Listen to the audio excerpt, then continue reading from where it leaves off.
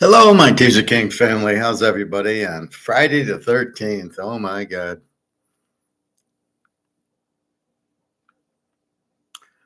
Hope everybody's doing okay.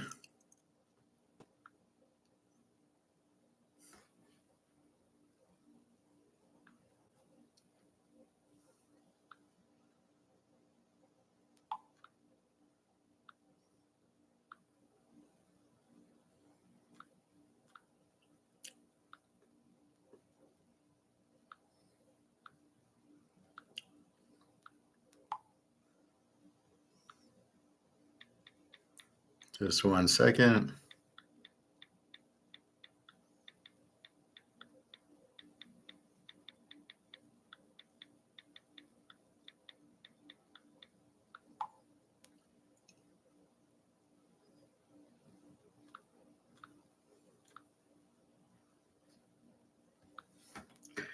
So we start with our goal that it got to 2583. The 10 o'clock drop went from 2583 to 2574, just $9. And now it's back to 2579.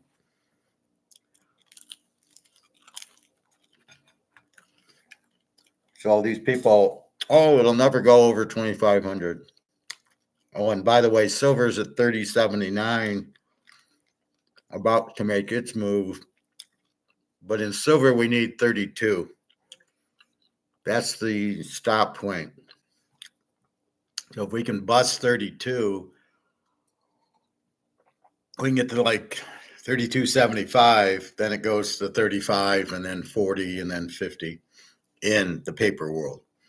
Gold, the key was the 25.30. It finally broke that yesterday. And now we've gone through 10 o'clock, so we might be able to get 2,600. We will see, but it did. It was a nice, from 8 o'clock up, it was a nice increase in the paper world, of course. In the real world, we know it's much, much higher. All right. Let's do NFL. So I had Buffalo over 42.5 yesterday. We get to 41 in the third quarter, and then I don't like this Miami coach. He keeps going for it on fourth down. Doesn't get it. So I'm losing all these points on Tagovailoa's interceptions and all these. Let's go on fourth. And then Buffalo had a chance to get it for us, and he missed a 45-yard kick. He pulled it way left. So I don't know. Seems strange. So I lose that one. I had over 42.5. I lose it. It's okay. So in my world, I played it with the game on Sunday. I replayed the Sunday game, so now I said, okay, take that Sunday game and play it with another Sunday game. And that's how if I like the Sunday game, which I did, obviously, then I did it. But that's why I'm a little bit worried about these Thursday night games. Now, Tagovailoa, he looked terrible. And explain this to me. On his run, instead of sliding, he goes head on and gets a concussion. Really? Are you the stupidest quarterback in the world or what? What are you doing? Why are you you've got your first down, you're inside the 10-yard line and maybe the 5. What are you doing? So he gets the concussion. And then what I didn't get in the fourth quarter, where was Tyreek Hill and Waddle and Arcane? The coach pulls all his players in the fourth quarter down 17 points. Really? A lot of bullshit going on last night. I don't like their coach at all. Tagovailoa is terrible through 3 picks, which goes back to why didn't he play in the preseason?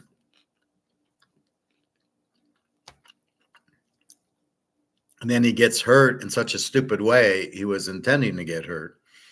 He runs into the guy, lowers his head. Well, why aren't you sliding? Mahomes slides, Burrow slides. What the fuck are you doing? So he goes head in, gets the concussion. He'll be out 2 weeks. He's a terrible quarterback. He threw what, 3 picks? And the pick 6 reminded me of Will Levis. It was like, I'm dumping the ball out of bounds. Take the sack. What is with quarterbacks? They were like the stupidest quarter. He didn't learn that at Alabama. Don't throw the interception. Take the sack. He didn't learn that. Okay. Really a terrible quarterback. Miami's in big trouble. I don't like their coach. Why didn't he throw to Tariq Hill? I think he got 1 catch. And again, in a big game, he doesn't show up. Now, I'm not mad at that. I'm mad I didn't take Buffalo in 8.5. I thought the over was a certainty there, especially when I had 41 points in the third quarter. It's like, okay, there'll be some more touchdowns where Miami's got to score, but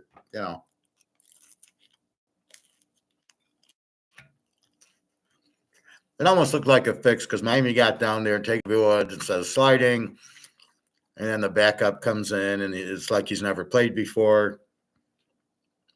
How can you have an inexperienced backup for Miami when Tagovailoa is always hurt? Then the guy misses the kick for the field goal.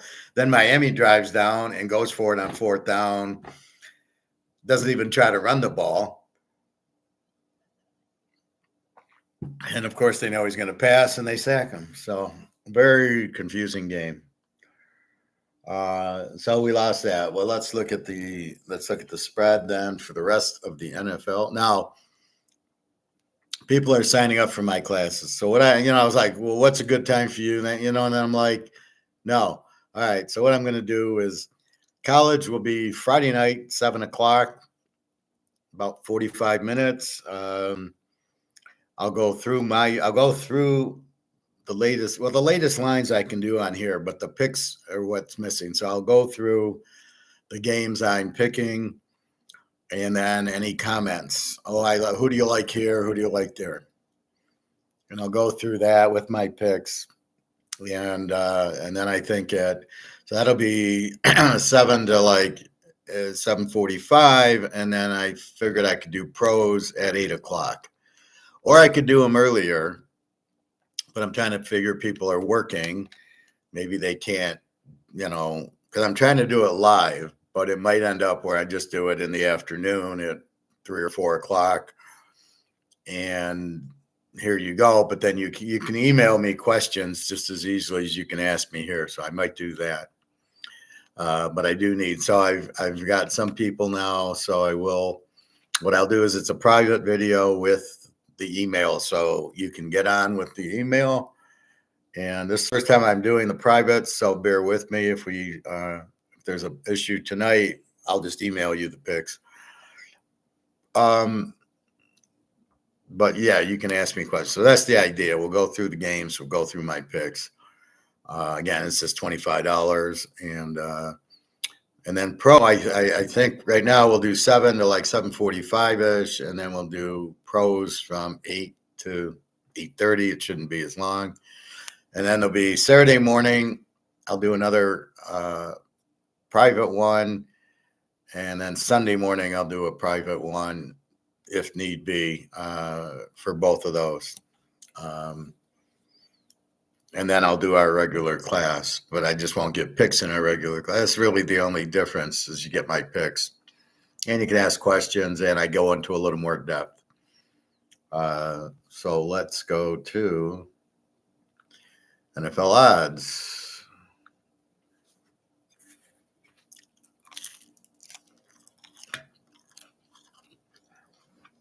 So we got Dallas 6.5, 46.5 to New Orleans. Carr against Prescott. I can't use the defensive trends really. I mean, if you look at it, Buffalo's was 28, they gave up 10. Miami was 17, gave up 31. So we don't know. It'll probably about 3 weeks till I can start piecing together how strong the defense is. Right now, it's just by luck. We know Dallas is good and Cleveland's good and San Francisco is good. All right, Oakland or Baltimore, 8.5, 41.5 over Oakland.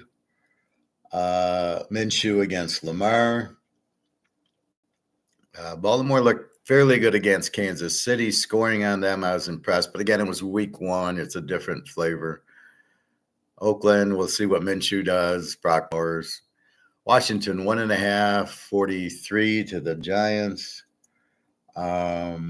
We've got Daniel Jones against Jalen Daniels, LSU. Both teams sucked on defense opening day, and Giants, I just don't see them generating too much points. I don't think they're a good dog here. Washington, we'll see. I mean, we got to let Daniels develop. So, again, this is a kind of a wait and see with Washington. The Giants, we know, suck. I said Eli Manning said, Daniel Jones can be a top flight quarterback. What is he talking about? Guy, yeah, you want me to listen to you anytime soon? Stop lying to us. That's bullshit. We got San Diego, 5, 38.5 to Carolina. This is down from 6. Again, I don't understand why people are looking at Carolina like, yeah, they're going to be good. We'll check injuries on that game. There was Bosa and Khalil Mack were like slightly injured. We'll see what's going on there.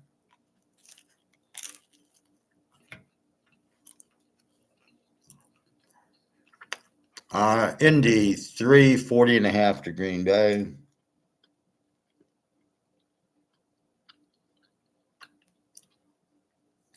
We'll have to check on Jordan Love. I would assume we'll know. Well, for sure we'll know by tomorrow, I would imagine. If the spread holds, he's not playing. And Malik Willis, good luck with him, will be playing. So we will see. I have no thought of playing Indy as a favorite in this game at all. Frisco, 5, 46.5 to Minnesota. Purdy against Darnold.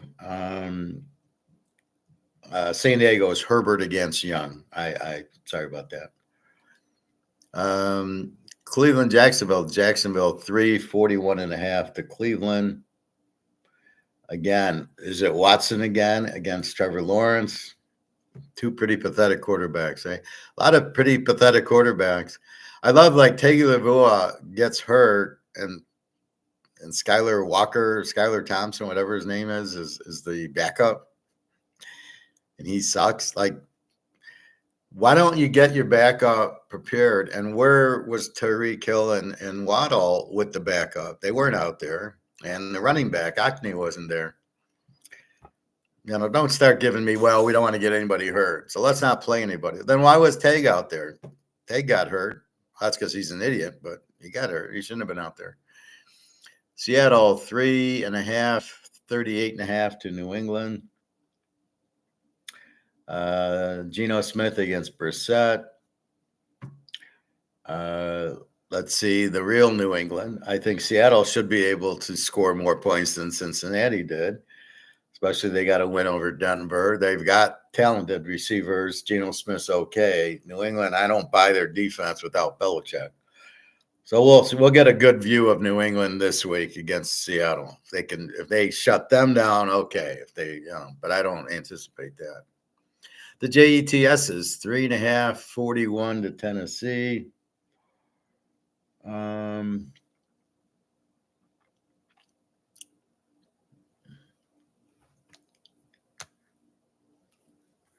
right. So we got Aaron Rodgers against Will Levis, throwing the ball and getting intercepted. The Jets played bad defense. I look for the Jets to play a real good game here. I mean, Rodgers, okay, his first game back, he's nervous getting hurt. The defense, I'm shocked, gave up so many points. But now with Tennessee, they don't have an offense. And we know the Jets can play better and Rodgers can play better. And again, this is like Joe Burrow. After he sucked, he's going to come back strong. So, JETSs. Detroit, Tampa, Detroit 7.5, 51.5. Again, Detroit, good offense, weak defense. Tampa, we don't know. I mean, they scored a lot on Washington. Okay. They'll probably put up some decent numbers against Detroit. Banker against Goff. Let's see. Detroit blew the lead against the Rams without Puka. And let's see what Tampa does. Arizona, 1.5, 48 to the Rams. I'm still surprised Arizona's the favorite in this game. I think they can move the ball. I think both teams will move it, but I don't know. The Rams should be at least a field goal favorite here. Yeah, I know Pukanuka's out. Cooper Kupp's playing, and they got backups for these receivers. You got McShay or McVay, the coach is strong offensive minded. I just don't see Arizona just doesn't have defense. I don't see how they're gonna stop the Rams. KC 648 to Cincinnati.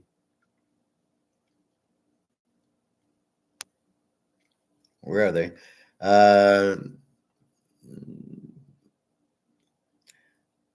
So we'll see here. Of course, Burrow and Mahomes. So the class of the league quarterbacks playing each other.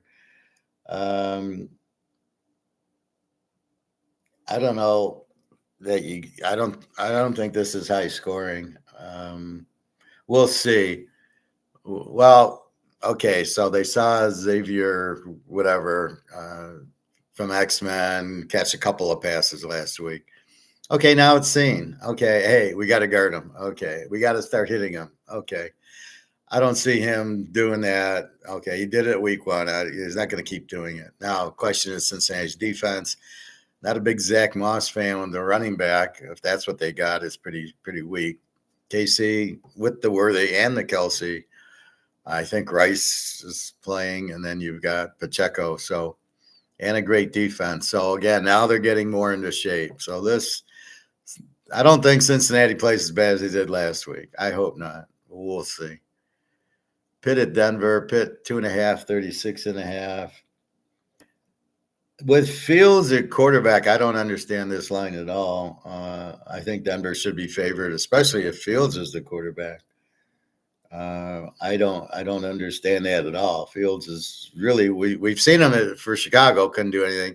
We saw him last week, 6 field goals, and they're getting turnovers right and left. You know, really, you're betting Pitt's defense here. Houston 6.5, 45.5 to the Bears, and Caleb against Stroud, and the Bears supposedly a good defense. Houston, I don't know, good defensive coach at the 49ers, not good defensive coach at Houston. Stroud's a rat at best. Is he going to pick apart this Bears defense? Probably not. Interesting game. Will Caleb get 100 yards is the question. And then Monday night, we got the Eagles 6.5, 47. Cousins, who sucks against Hurts. The key is Shaquan Barkley. He's the key to the game because he's the balancer, right? I'm going to throw to Brown. I'm going to throw to White. Oh, yeah, and I can hand off to Barkley. Who are you going to cover? And that's where it gets difficult, where you got balance, and that's the key. Let's check injuries here. I am curious that San Diego game.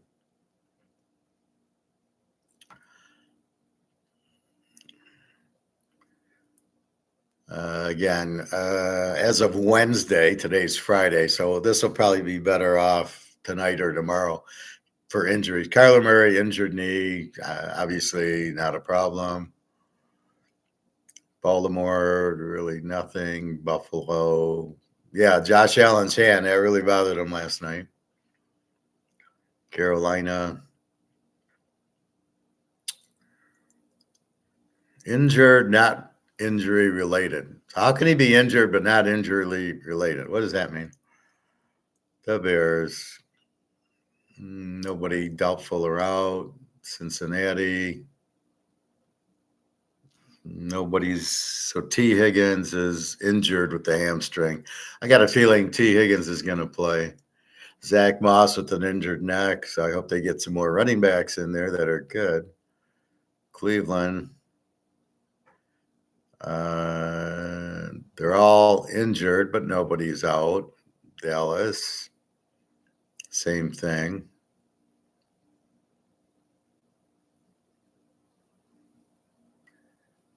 Denver, nobody. Detroit,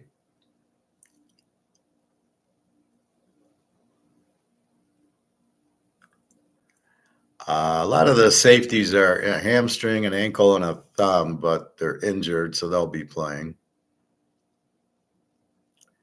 Green Bay, Jordan Love, injured knee. So he's not out. He's not doubtful at this point as of Wednesday. They'll probably shoot him up, maybe. That'd be the most likely. Again, if he plays, you don't need me. If all of a sudden Sunday morning they go, he's playing, bet the over in the game. Or bet Green Bay if they're getting 9 points, if they're still the dog. You'll see it. It'll change to even or Green Bay minus. Then you know what's going on. Houston, nobody. Indy, nobody really. Jacksonville, nothing really. Kansas City, just a bunch of injured guys. A couple of defensive tackles, but they're just listed as injured, so they'll be there. San Diego, what's going on here? Bunch of injuries. See, it says here, Boza injured back, Mac injured rest. So Mac's playing.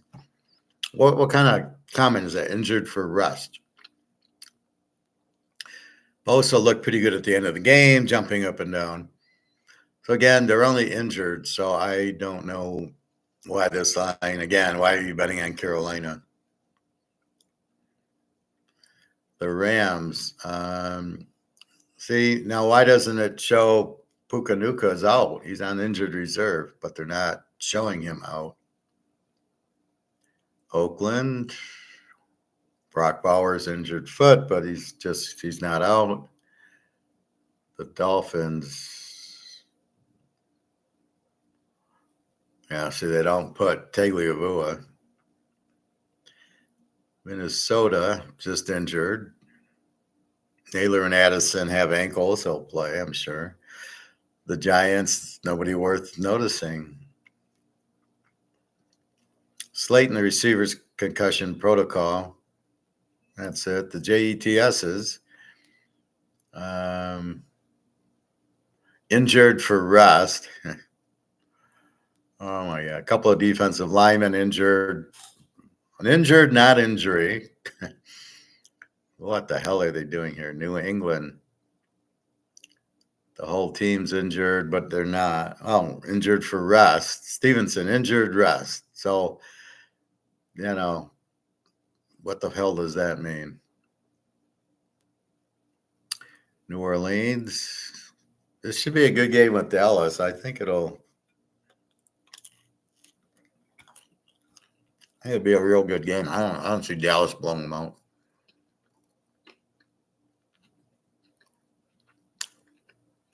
Again, I'm not getting anything but injured calves and hips and ankles and hamstring, but not out. Philly's fine.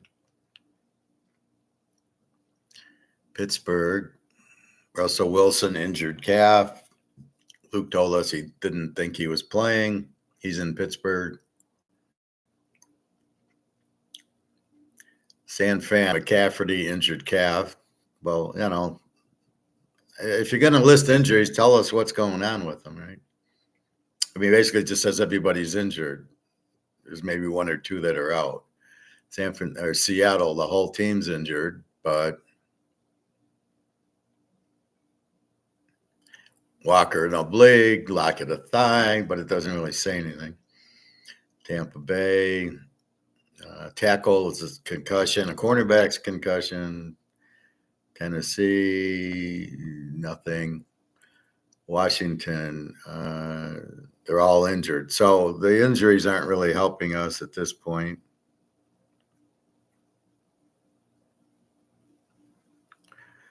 So why is San Diego going down against Carolina? I have no idea. All right. So that's pros. I do have one lot going in the pros. And let's see, free pick time. Okay. All right, free pick is going to be Baltimore minus 2.5 against Oakland.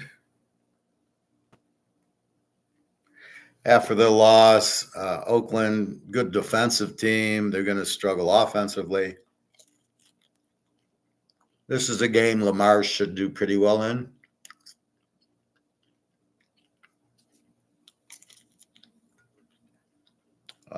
No, Oakland just they don't score that much. And I like it's under 3. And they're off of a loss. So let's go Baltimore, your free pick in the pros. And let's go to college. Let me give you a good free pick here. All right, let's go with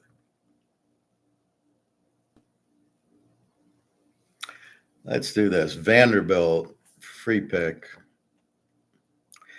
Vanderbilt's 10 over Georgia State, who's the bad Georgia. And Vanderbilt, as you saw, beat Virginia Tech and scored a lot. I got Georgia State as a weak team, a 28 defense, so they should light them up. So there's your free pick. Vanderbilt, lay the 4, and Baltimore Ravens lay the 2.5. I got a boatload of plays again. Let's look at college. Let's look at my injuries. I want to see if my Cam Rising, if they tell me anything. But we'll know by the spread.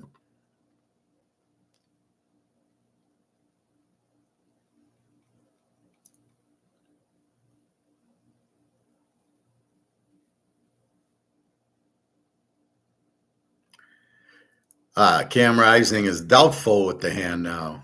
Okay, finally something besides questionable. Okay, so at least we can see that when they are doubtful. So I don't think he's going to be out for too long, but he's out this week, it looks like. So now we're curious what the spread is. At least in college, maybe in the pros, they're monkeying around before they give that what they're doing.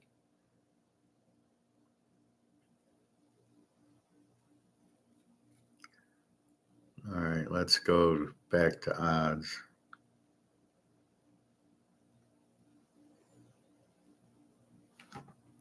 So tonight there's 2 games. There's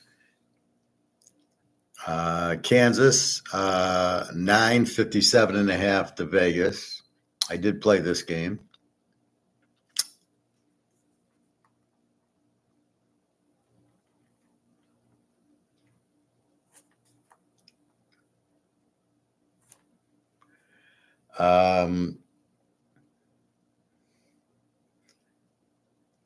Vegas is a strong run offense, 465 total yards. Kansas, weak quarterback, mostly a running team, 400 yards. This is going to be a running game. So we get a little of that. So this game's at 7. Class is at 7.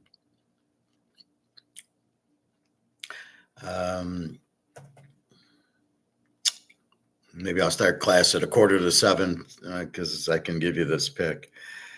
And then at 8 o'clock, Kansas State is, let's say, 760.5 to Arizona. I like this game also. Strong quarterback, Fafita for Arizona. We know that. Kansas State, more of a running team, usually a very good defense. Tulane played them to a 34-27 game. So Arizona should be able to score on them. pretty much. So we'll see about this. Tomorrow, we got Michigan, 23-47.5. This is starting at noon. Michigan off of a loss should be play a very good game. Arkansas State, I got as an over team, but it was against high school. 28 defense, more of a passing team. Michigan, 275 yards of offense, but they played two good teams. Now they get Arkansas State. So I think you'll see Michigan play a very good game off of a loss. You got three teams off of a loss this week: Michigan, Notre Dame, and Iowa.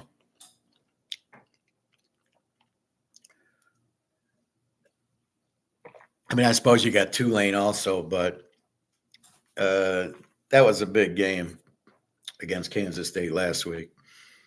So it seems like Michigan, though, off of a loss, you'll get a good effort. This is a game they normally win playing these softies. Hey, T1. Kansas State and Arizona isn't over. Okay. Thank you very much.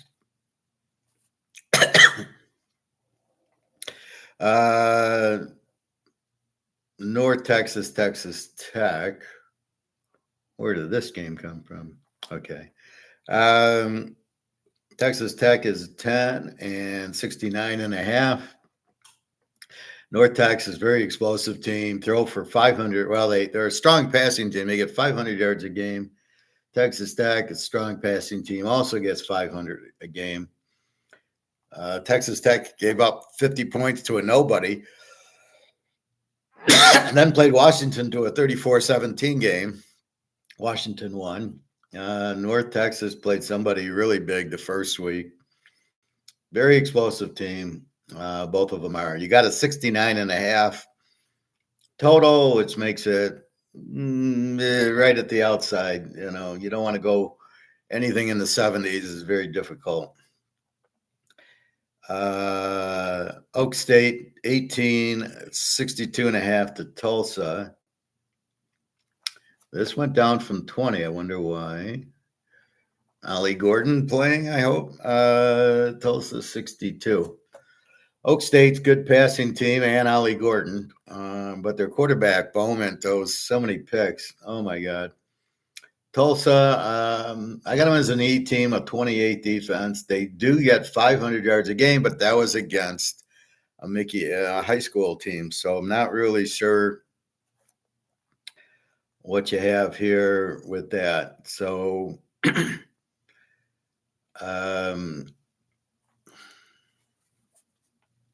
62. It's really hard because Oak State, they played a big game with Arkansas last week where it was 31-all, and then they scored in overtime.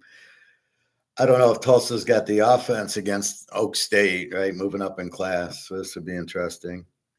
LSU and South Carolina. Where are we? 6.5, went from 7 to 6.5, and 48.5.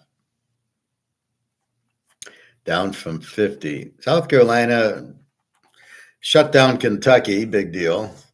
LSU, all right, they played SC, a close game, and then they killed somebody last week, a high school team. It's such a small spread. I mean, your initial reaction, they're a good passing team. South Carolina is a weak offense. 267 is all they get. They did beat Kentucky again. How many turnovers were there?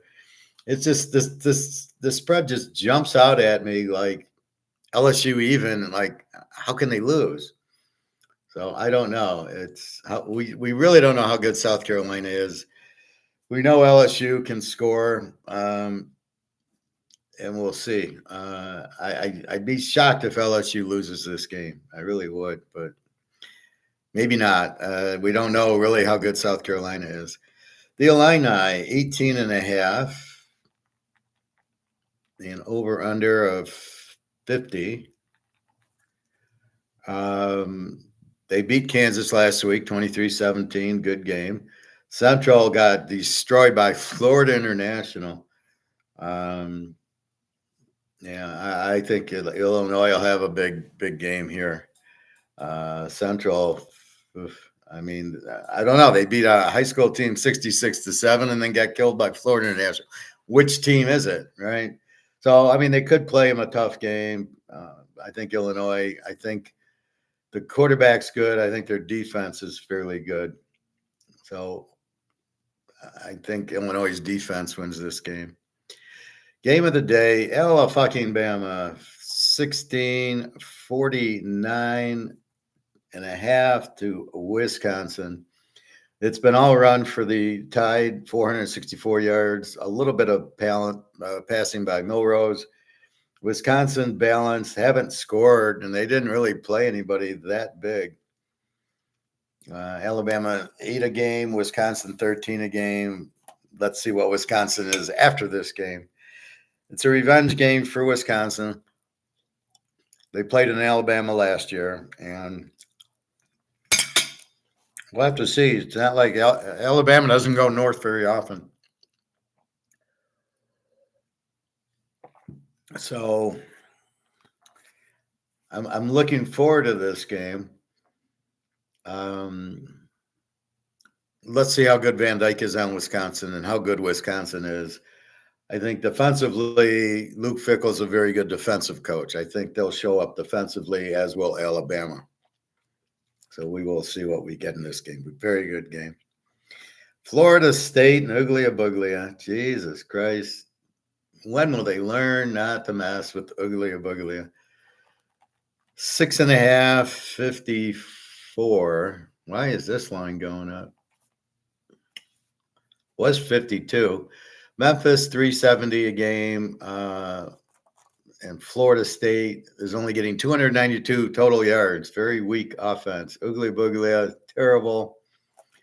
Not sure how they're favored. Over under a 54. I don't know where that's coming from. I mean, Florida State still has this defense. They're not weak defensively. It's just they bring in a freshman, play 3 running backs in the backfield. You can't be any worse than what you got with Uglia Buglia. All these interceptions, he's just not good. Too many turnovers. Yeah, I think Memphis could hang in there with them because of Uglia Buglia. See, you'll have a great defense with no offense, right? That's your problem. NC State 21-49 to Lou Tech.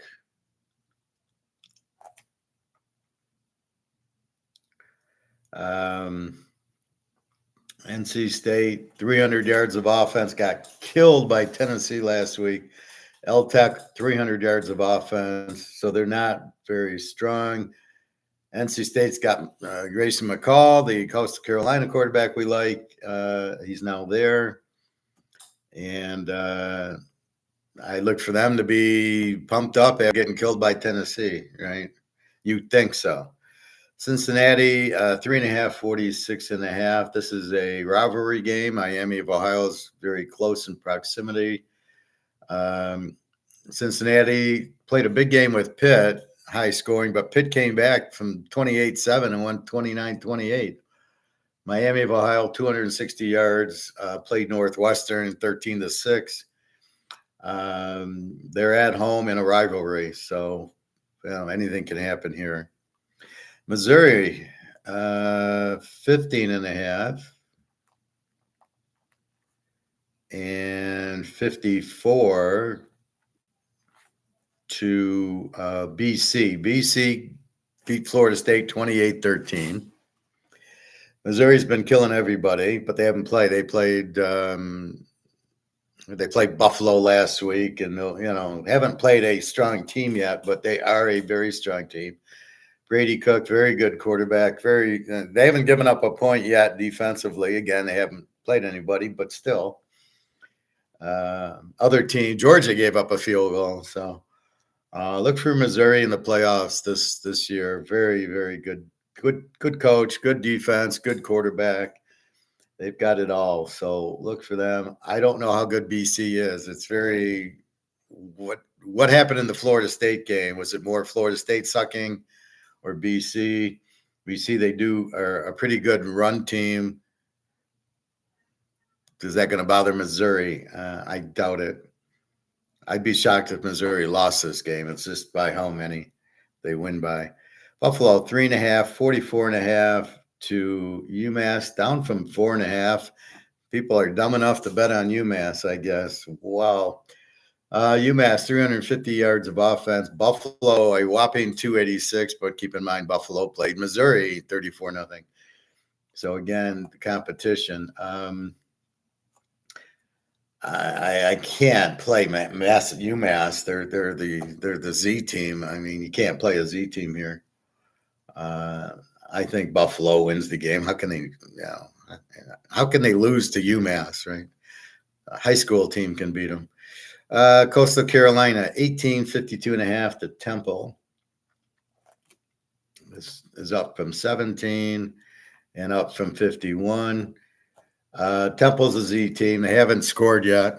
And they're giving up 44 a game. Again, it's early. That was I don't remember who killed them. Coastal Carolina, I got as an A team. A balanced 500 yards of offense versus Temple's 255. So, should have a big game, Coastal Carolina. Interesting game, Oklahoma and Tulane. Oklahoma 13.5, 46.5. Tulane played Kansas State 34-27. They lost, but they played them pretty good. They have a new coach. They got a guy from Troy. They got the new quarterback who looks okay. Oklahoma looks terrible. 300 yards of offense, and I don't care who they played. For Oklahoma, I mean, they got probably 450 against Texas last year. They got 300. They played fucking Houston and beat them 16-12. The new quarterback's just one of these dual, like Jalen Hurts type. That's their quarterback at Oklahoma. And their defense, I think, is strong. They've given up 7. Tulane, pretty good defense, 17. I think Tulane can easily win this game, just like they played Kansas State. I think is better than Oklahoma. Wouldn't surprise me if Tulane wins, and if they lose, I think it'll be a close game. I don't think they are going to lose. This spread's insane, 13.5. Oklahoma's going to be lucky to get 13 points. That spread's way off. We'll see. Notre Dame, Purdue. Notre Dame's glad they're not playing Northern Illinois this week. 9.5 and 47.5, up from 45.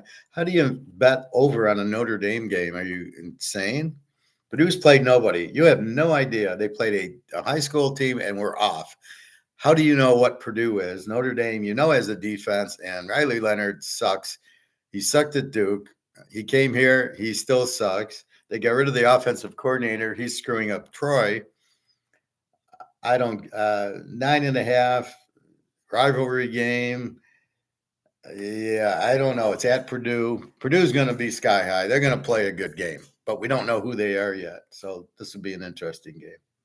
But we got Notre Dame off the loss. So check versus check. This is a good game here.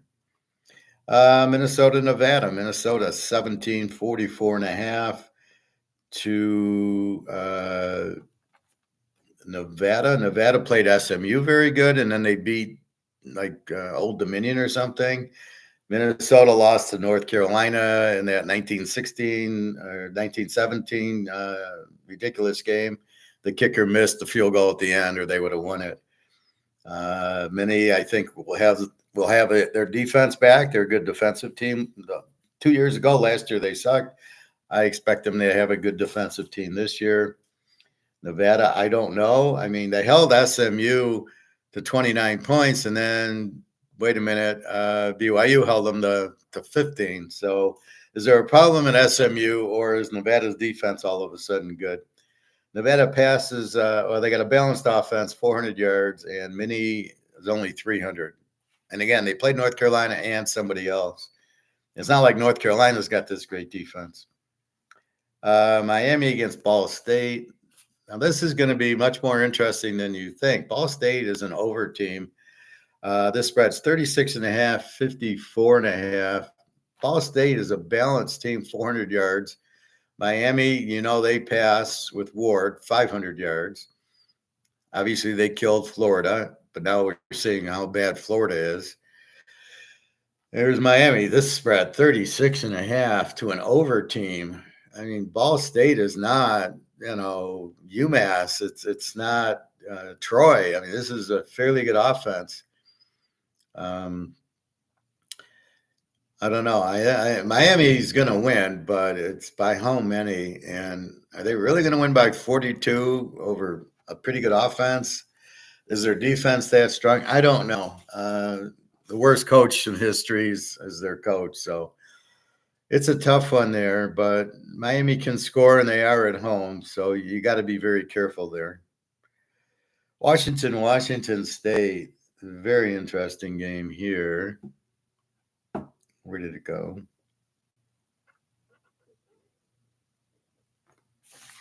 No, it's here. Hello. Here it is. Washington State's now went from 4.5 to 5.5, and Washington State's 55.5. Both have balanced offenses. We really don't know. Washington won 30-9 over a decent team last week. Washington State beat Texas Tech 31-17. So they've played a real game. Washington, I don't think, has. Both with good defenses, supposedly, as of now, and good balanced offense. It's a rivalry game. Washington's got the Arizona coach and a new quarterback. It's tough to figure them out. And Washington State, again, they seem to have a pretty good defense to shut Texas Tech down, but there's two unknowns right now. I mean, I have no idea. I wouldn't be surprised if either team won. I would expect Washington to win at home, but Washington State could win this game. And as far as over under, I don't know. Like I said, Washington State held Texas Tech down. So this will probably be a close game, somewhere in the upper 40s, maybe in the 50s. I don't think it'll get too high, but you never know. It's all the turnovers. A&M against Florida. Florida, how bad are they? And the spread went down from 4.5 to 3.5. People are actually betting on Florida. It's amazing. Boy, this shows you how stupid the bettors are. They're betting on UMass. They took Carolina, and now they're playing Florida. Okay. A&M we saw against Notre Dame, but it's hard. Notre Dame, great defense. Florida does not have a great defense. They're more of a passing team. A&M's more of a running team. A&M with the better defense. I don't know. I hate road favorites, but I'm not taking Florida as a home dog after I took them against Miami and 46.5. So that's how I learned. I took them home dog. I'm not doing it again, right? If they beat A&M, then I can start taking them as a home dog. They're really bad this year, but we'll see how they recover. West Virginia and Pitt. I got West Virginia went from 3-1. And Pitt and 63. So 60 went to 63. Wow. So you had a 3-point move up from 60 to 63 in this game. And Pitt money's coming in. Balanced offense for West Virginia. They struggled mightily against Penn State. Pitt, 500-yard offense, and they played a real team in Cincinnati, and they were down 28-7, I believe, and won 29-28. Something like that. So this should be a great game. I do think there'll be points scored in the game. I don't know. 63 seems like a high number here, but they could get there. I wouldn't bet it under, put it that way. West Virginia's a pretty explosive team, I guess. And then Pitt played a 60-point game with Cincinnati. So, all right.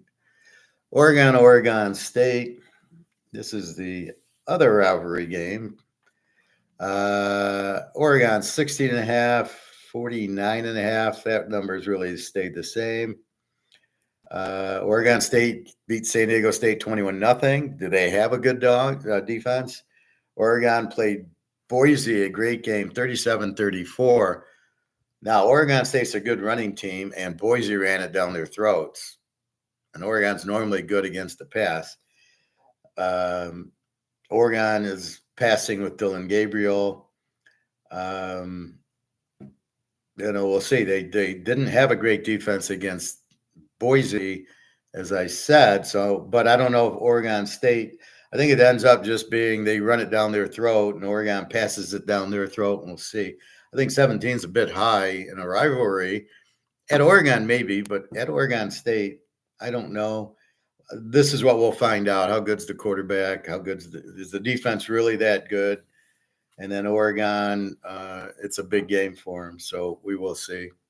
They got Ohio State, Michigan coming up, so they really can't screw this game up. East Carolina and App State. App State went from 2.5 to 1.5, and 59.5 from 60. App State is the better team, but they look like shit because they got their ass kicked by Clemson.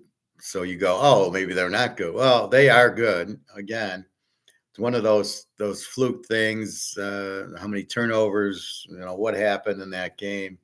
That shows you Clemson lost to Georgia like 31-3, and then they put up 66 on App State. Something's wrong with the coach there that you can't even get a first down on Georgia, and then you score 66. So they got pretty mad after the loss, which is what I'm trying to, emotionally, teams after getting the way they lost to Georgia get pissed. That's what I'm looking for from Cincinnati against Kansas City, Michigan against Arkansas State. They're going to be pissed. Now, Michigan's so weak, I don't know, but Cincinnati, I mean, how do you bet them? But it's Joe Burrow and Chase. They're going to be pissed off. So that's really where it's hard. You've got to separate last week's games from this week's games. Can you do it? Can they all of a sudden turn it on? The Jets, are they all going to turn it on? This is what we got to see. Troy and Iowa 22.5, 39. Ooh, the unders, it's almost at 40. This is shocking. This is the highest Iowa's been. I got Troy as a Z team, a 265 offense against Iowa, who's an under team. But I did like the way that guy ran against Iowa State last year. He had a couple of touchdowns and some big runs. They got a good running back. All I can say is Iowa off of the loss to Iowa State. And they get a Z team in Troy. So there you go. Totally motivated here. Arkansas 23.5, 61. Up from 60, 23.5. So we've got UAB's an under team. I got balanced offense. Arkansas is what are they? It's hard to say. They lost Oak State 39-31 in double overtime. What are they? Balanced offense 500. They should score early and often, I think, in this game. Lane 23, I think, is a bit much. And again, I don't know UAB yet, who they play that they're an under. It's a little bit early on that team. Utah State. No, Cam Rising is doubtful, and the line's still 18.5, 43.5, down from 46.5. So there's clearly Utah State I have as a Z team. Weak quarterback, 350. I mean, this I don't know how you can bet Utah with their backup, but this looks like an under game. If you don't have Rising, Utah goes back to an under team with this great defense. Utah State with 350 yards of offense and a weak quarterback. How are they going to score? The game's at Utah State, so I would think it'd be Utah can't light them up. So I wouldn't lay 18.5 with this guy, but I can't take the points because Utah State's a Z team. So it becomes a really sketchy game to play. And that's why we want, if Cam Rising's playing, this is a lock, Utah at 18 or 20. VTech 14.5, 47.5 to Old D. This is down from 50. Wow. Now I will admit Old D's kind of a under team. VTech's pretty strong. 14, 47.5. Balanced offense, good quarterback drones for VTech. Old Dominion, a 300-yard offense. Yeah, I mean VTech should win it pretty good. We'll see what kind of defense Old D has. It's kind of a rivalry game. Old D's in Virginia. We'll see if that comes into play. The Floridas, International against Atlantic. Florida Atlantic is 4.5, down from 6.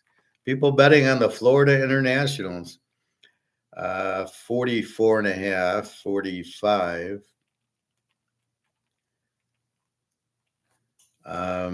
Florida International right now is an E team with a 200 offense, which I don't understand. They put up 56 on Central, and they did it. They only have a 200 offense.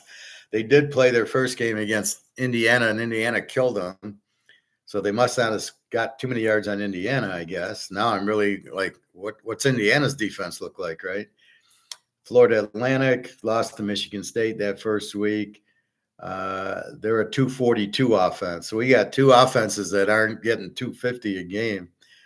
So I got them as an under in Florida International. I don't know. Look at the Central game. It's at Florida Atlantic, which doesn't matter. I don't. Why is the spread going up? Why do they go from 43 to 45 with teams that can't get 300 yards of offense? I'm scratching my head on that one. Liberty, 23.5 and 57.5. Where did it go? Liberty. Oh, here it is. I was looking at the wrong thing. All right, 23.5, 57. Okay, that makes sense. They're the A team. They got Saldus, good quarterback, 500 yards of offense against the Z team, UTEP, 295 a game. Liberty should be able to put up a lot of points in this one. Dookie against Connecticut. Duke 16-46, down from 18, down to 46. People betting the under.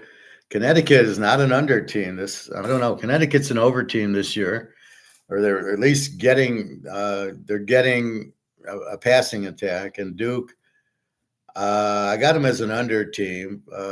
Decent passing. We'll find out more. This game could go anyway. Old Miss against Wake. Old Miss down to 20. This was 24. Now down to 21.5. I believe it was 24, or my writing sucks. Wake 64. Wake is an over team, by the way. They're a good passing team with 500 yards of offense, and Old Miss is 600 yards of offense. So there's a lot of offense here. 21.5, but it's at Wake. Mississippi hasn't played anybody. I would expect a pretty high scoring game. I don't know. 64 is a big number, but I think they'd be close to it.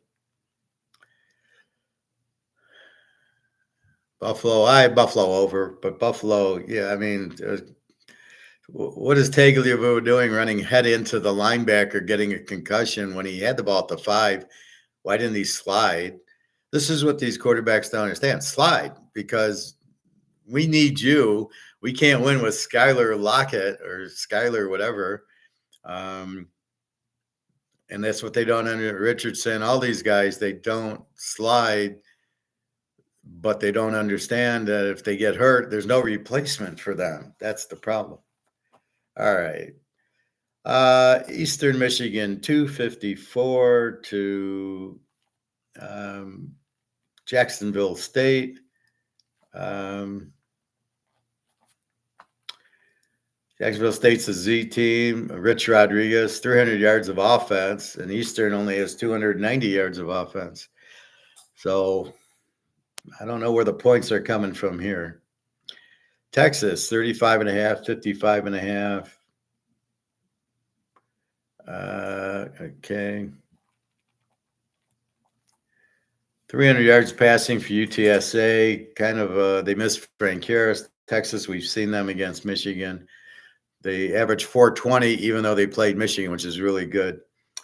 Will they be flat? I mean, that's your question. How are they going to be after beating Michigan? They'll be a little flat. This will be interesting. Is it a rivalry? Texas San Antonio? Probably not, but look for Texas at home. Western Kentucky, 754.5 to Middle Tennessee. Western Kentucky played Alabama, I think, and got killed, but so it's skewing their data. They're a good passing team. Middle Tennessee is a Z team, 300 yards of offense. So we will have to see what's going on there. Who was this?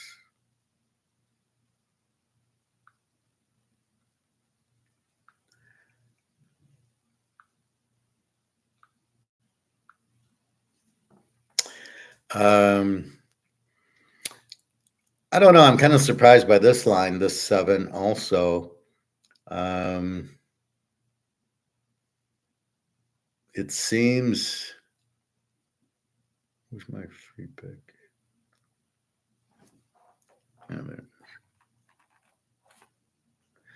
It seems.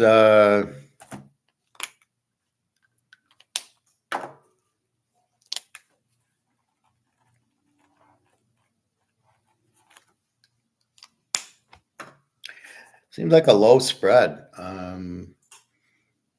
Middle Tennessee is kind of weak, and Western Kentucky is a very good team normally, except for when you play Alabama. Nobody's a good team. So that line seems very low to me.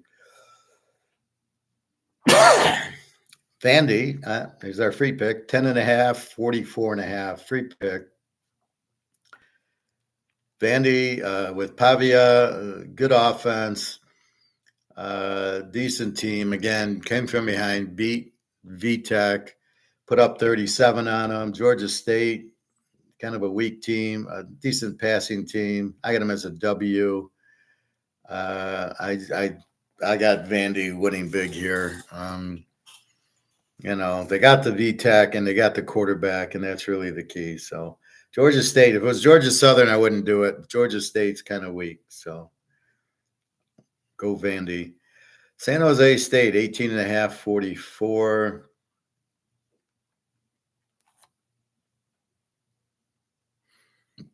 Where did they go? Or are they on the back? Okay. That line really hasn't moved. They got Kennesaw State, another Z team who only gets 229 yards of offense. San Jose State beat Air Force 17-7. They got the Navy coach. As I said, they're gonna just shut them down because the Navy coach knows how to play option football, obviously. 337 yards passing. They're not a explosive team, San Jose State, but they're playing good defense against Kennesaw State. I doubt Kennesaw State will score in this game. But San Jose State, they're not explosive. Maybe they'll be explosive in this game. Hard to say. Sam Houston, 4.5, 47.5 to Hawaii. Hawaii played UCLA really tough. Like 1917, they lost at home. Sam Houston, they were a real weak team last year. They got better. They did score a little bit more. 300 yards of offense against 300 yards of offense. But Hawaii's doing it against UCLA. Sam Houston is not.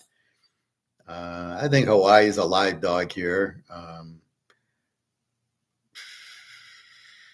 I don't know because they're coming off the island, right? They got to play in Texas. Over under 47.5. That line went down from 50. So I don't know what you're going to do with it because Hawaii is normally a good offense, but they're not. But they're playing like UCLA, so it makes it We're not sure yet. This should be an interesting game. I wouldn't be shocked if Hawaii won. I wouldn't be surprised if Sam Houston won. So we really are trying to figure it out. I got Sam Houston as an E team, so not a lot of offense in this game, I don't believe. USF against South Florida against Southern Miss. Southern Miss is terrible. 1158 really hasn't moved. South Florida is an A team. I got strong running team. Southern Miss is an under team. They're really weak. 216 yards of total offense. Are you kidding me? I have South Florida winning here. I really don't know what Southern Miss has, but South Florida, I like the good running teams because those run it down your throat and they'll keep scoring. So I think South Florida, shouldn't have much problem with Southern Miss here. My game, Georgia, 22-44 to Kentucky. Betting on Kentucky, amazing. And the line went from 46 to 44. What can I say? Kentucky got killed by South Carolina. Weak offense, 240 yards of offense, weak quarterback.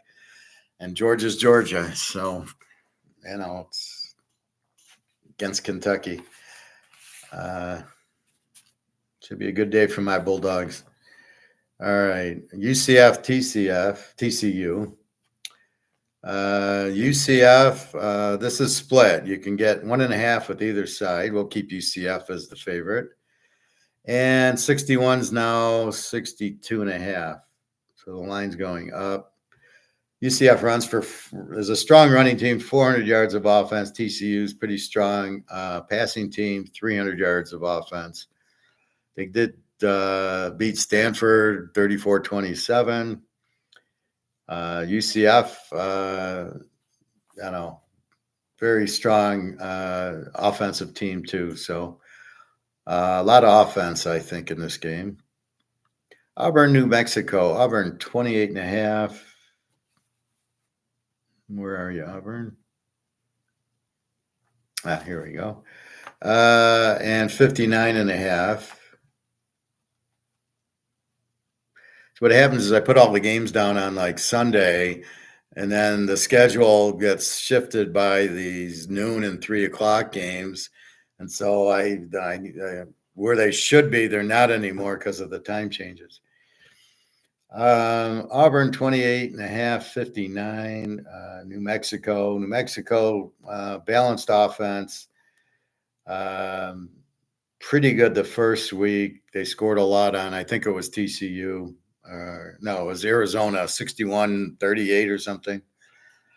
Auburn lost to Cal last week, 21-14. Cal, I think, has a decent defense. I don't know what to tell you here. 28 seems like a big number.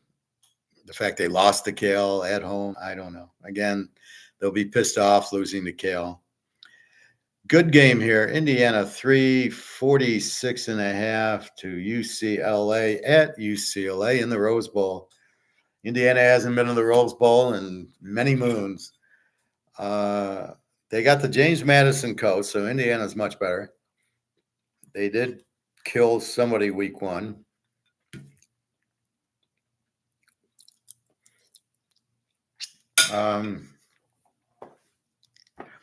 UCLA barely beat Hawaii, had no offense against Hawaii, which is it UCLA's got no offense or Hawaii's got this terrific defense all of a sudden? I would love Indiana as the dog, but they're not. They're favored in UCLA, and that really scares me. UCLA, I like Indiana. They're a good team. We'll be betting them a lot, but I can't take them as a 3-point favorite in the Rose Bowl. It's too much unknown. Is it going to be an over and under? I don't know. What UCLA looked like they had a good defense against Hawaii. Again, that's Hawaii. Are they going to shut down? They're going to be emotional, UCLA, at being a home dog. Believe me, they know they're a home dog. So this will be a very good game to watch. I'm looking forward to that. Prime against Prime Junior. Prime the third is out, the safety. He got his ass kicked by Nebraska last week, our lock. And now we've got Prime, and I'm surprised by this line, 7 and 57.5. Colorado State, I got him as a Z team. They got their ass kicked the first week. They beat a high school team. The 7 and then 58. So do you think Colorado State can score, which we know Colorado has no defense. So they're normally an over team unless they play in Nebraska or in Oregon or a Utah or a team with a defense, right? They're going to struggle. That's why I locked it, because I knew Nebraska's defense. I got 5 sacks on them. I don't know that Colorado State can do it. Now, Colorado's off of a loss and got their ass kicked.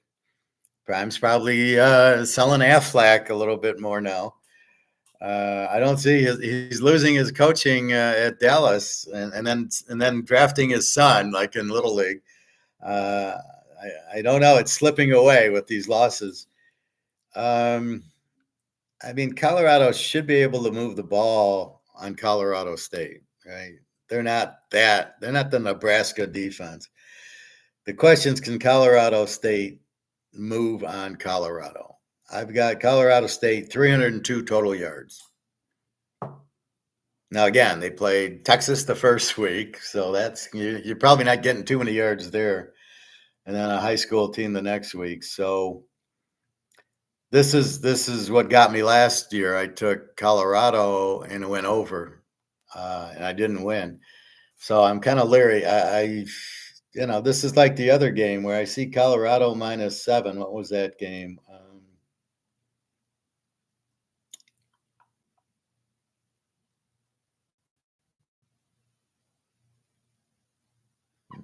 I thought it was over there. Maybe it's over here. There's another 7 that I commented on. Maybe it was Western Kentucky, and I said I just don't understand the spread. No. Anyway, yeah, it's a hard. It's the first impulse is Colorado -1 off the loss. Colorado State, but with their weak defense, it's really hard to play Colorado, which leads you to over or under. And again, we're lost with what is Colorado? Are they going to score? I mean, I'm sure they'll score against Colorado. Colorado, you figure, is going to put up points. What does Colorado State do? I do have Colorado State as a Z team, but again, they played Texas.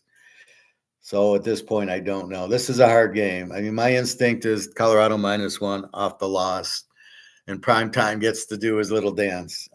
That's my gut instinct, but I don't know. Then I like the over because they can't play defense. It's hard playing a team that can't play defense. Let me put it to you that way. Baylor, 16.5, 41.5 to the Air Force. My San Jose State team beat my Air Force team. No, San Jose State beat them 17-7. Baylor got lit up pretty good by Cam Rising till he got hurt. But they didn't score on Utah, which isn't a surprise. Air Force, they got a new quarterback. They got 217 yards per game, but San Jose State knew their offense, so they weren't going to get a lot. I'm sure the Army-Navy games, neither team gets a lot of offense. Baylor, 300 yards of offense, again, playing Utah. I don't. It's how effectively can Baylor play that running style of Air Force, and Air Force is usually pretty good offensively. Interesting game there. Big Nebraska, you can bet them against Northern Iowa, 32.5. That's an Alex pick. Mississippi State, 10.5, 57.5.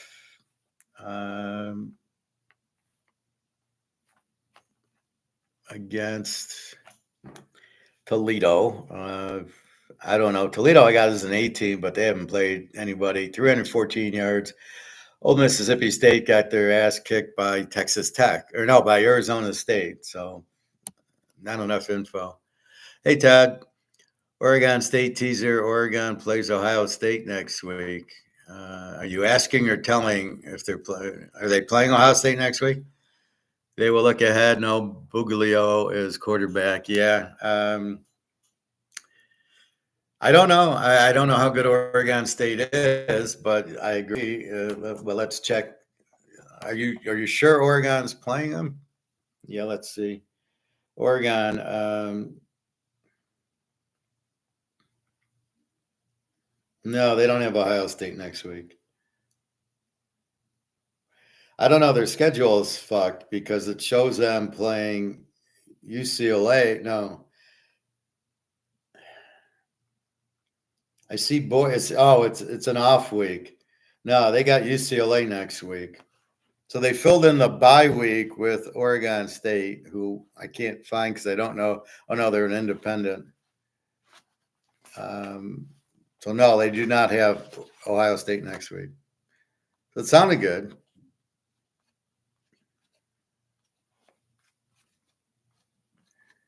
Okay, Oregon State.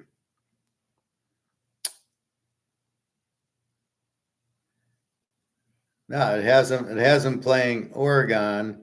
Then they got Purdue next week. Well, let me see if I even got the right week.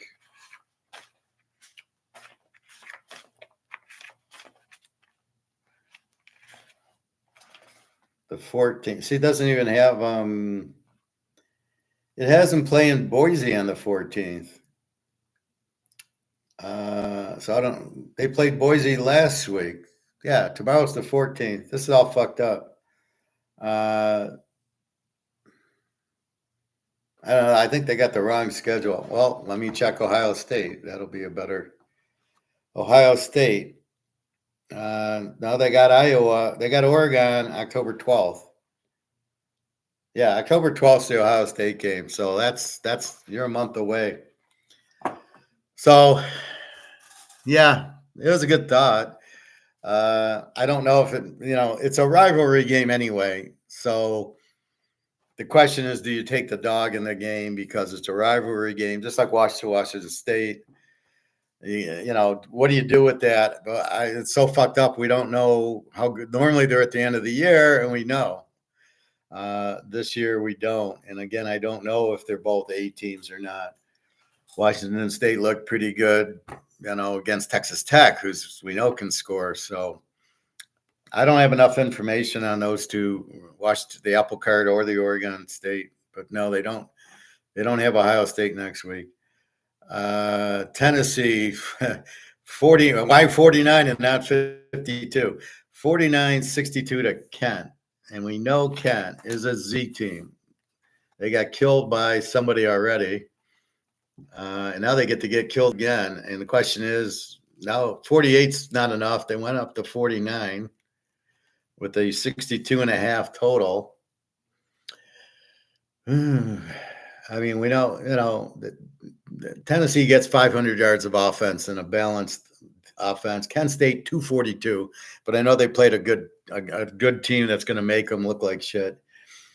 I don't think it was that good of a team though, but 49. It's like last week with Ole Miss laying 42, and I didn't like. They did cover it, but because the starters aren't going to play the whole game, right? They'll pull them in the third quarter with a 40-0 lead, and are you going to get the other 9? So that's the problem. I don't know. It's a tough one there. I would play Tennessee versus the over because of the over being 62, and Kent's not going to score in this one. So is it 42-0? Is it 62-0? But it's going to be nothing for Kent. Maryland 2.5, 57.5. Hasn't moved. I think this will be a tight game. I'm not sure why Maryland's favored. They just lost to Michigan State, so this should be a tight game. I don't buy Maryland as a road favorite. Nope. Houston, 4.5, 44.5 to Rice. Rice lit up somebody last week. Houston played Oklahoma 16-12. Knowing the coach from James Madison is a strong defensive coach, I'm seeing Houston playing very strong defense. Although the first week, who was it? Vegas beat them 27-7. And then they got better and held Oklahoma to 16. So I don't know if Oklahoma has no offense or Houston's got one hell of a defense. 44 tie. Houston, 200 yards of offense. Are you kidding me? Their quarterback sucks, Donovan Smith. Rice has Kurt Warner Jr. on it. He was at Temple last year and he sucked. And he had a big game last game against the high school. So I don't know. I'm thinking let's see if this Houston defense is real. And if you hold Oklahoma to 16, I doubt Rice is going to let you out. BYU, Wyoming. BYU 10-40. Hasn't really moved. Wyoming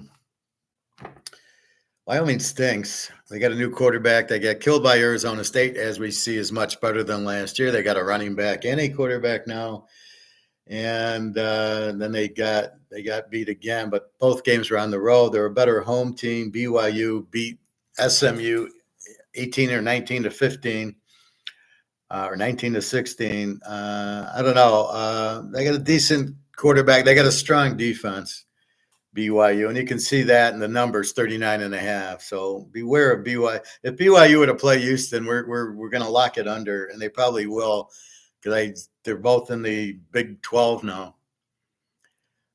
Fresno State, Mikey Keene, 19.5, 47.5. They beat a high school team last week. They did lose that Michigan heartbreaker. Mikey Keene, great passer. New Mexico State, 261 on offense, just terrible. But I have them as an E team because their defense so far has given up 23, not 30, or they'd be a Z team. Fresno State, we know what they got. You're laying 19.5. This is their first home game. They should handle New Mexico State here. They like these Saturday night games. Fresno State, San Diego State, UCLA, they'll play very well. They'll give you a good game. And last but not least, Cal, who just beat Auburn 17.5, 48 to San Diego State. San Diego State, an under team, just got killed by Oregon State 21-0, I believe. Cal just beat Auburn 18.5, 47.5. Both have 300 yards of offense, so I would think it would be lower scoring, 47.5 versus BYU's 39.5. I think I'd rather go Cal under. San Diego State normally doesn't have an offense. Cal, they put up 21 on Auburn, who has a defense. So there you have it. I do have 3 locks going in college, and I have a whole shitload of games. Some I haven't played yet. Utah, I've been waiting. Now that Cam Rising's out, I don't know. I might run away from that game, or I might play it. The backup quarterback doesn't show much, but he's playing Utah State.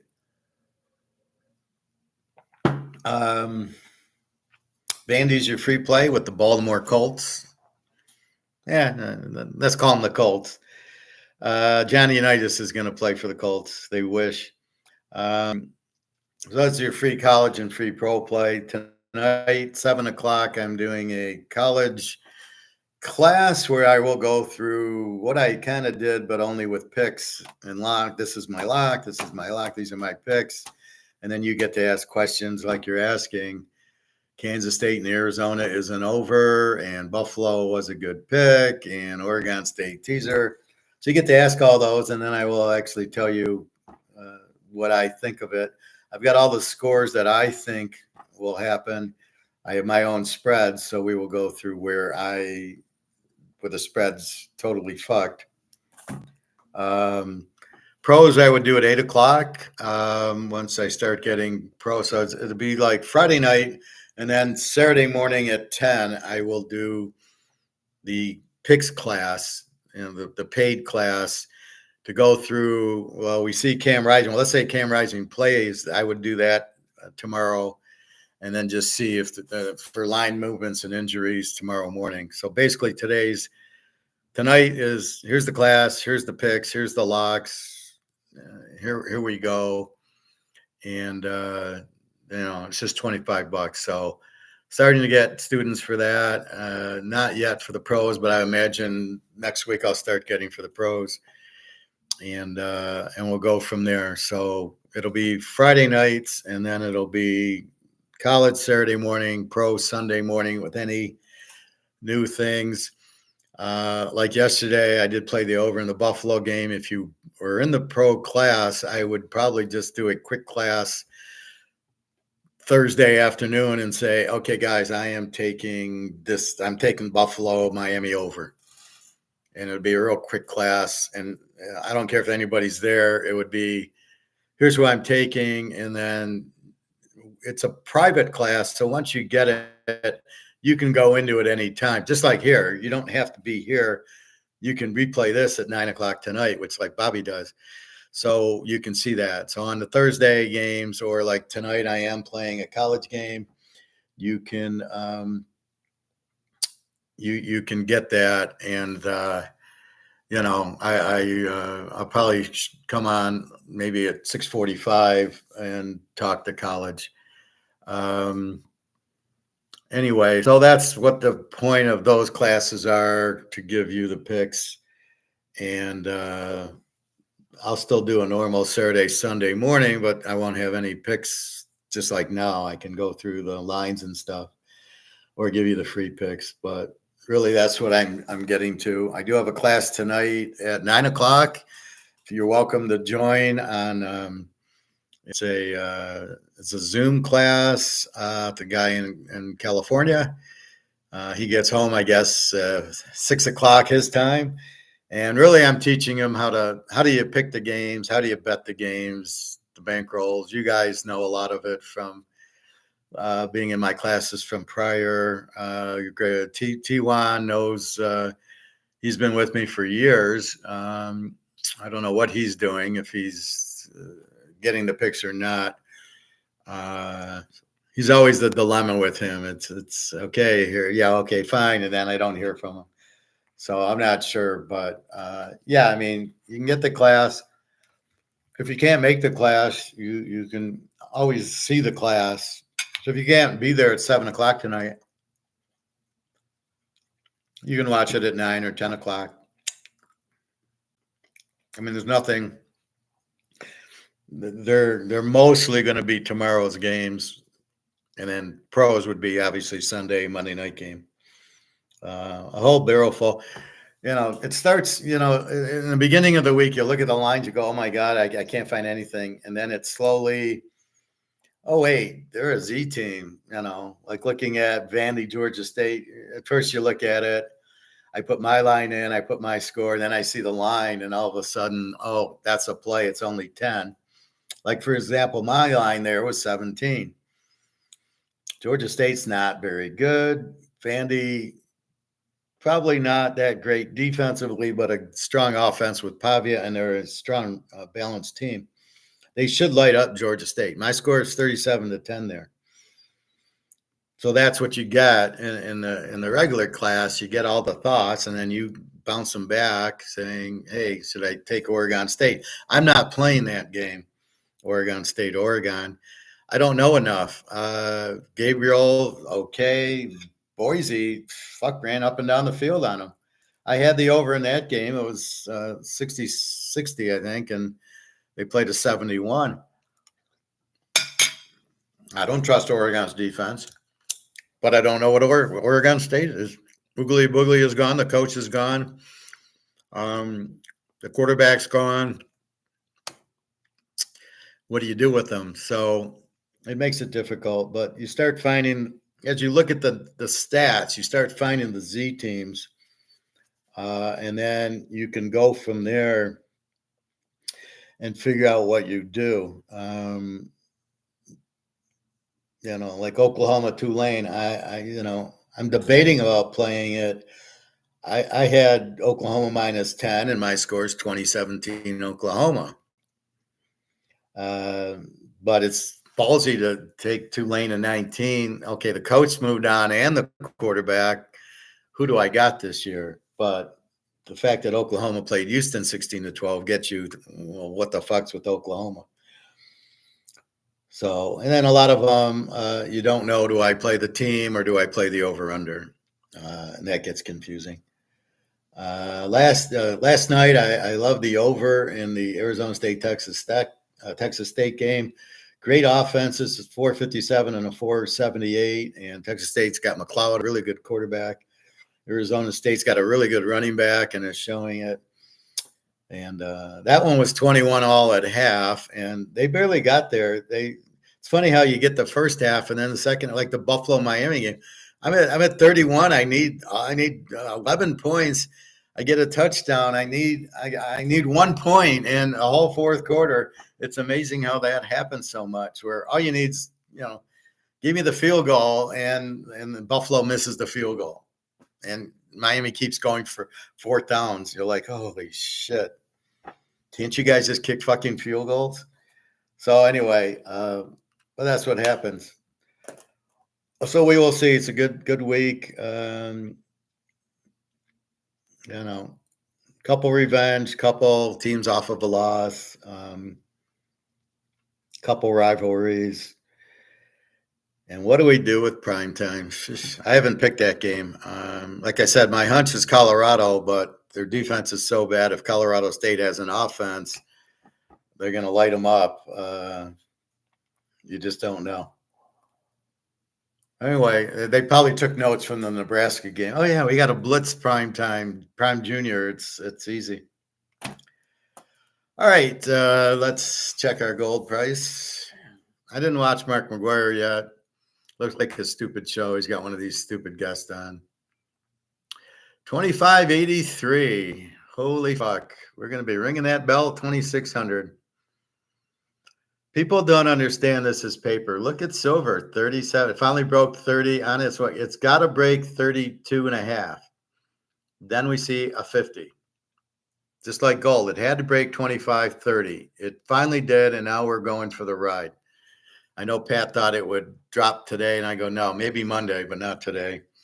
And notice the 10 o'clock U.S. has not, they did a short $7 one, and then boom, boom, boom, right back up. So people are waiting at 10 o'clock. They see the U.S. do their derivatives, and then it's boom, they just jump on. So as I said, if you're going to buy your gold, you got to do it now. It's going to go to 3,000 if there's even any to get. People are selling it because they see record highs.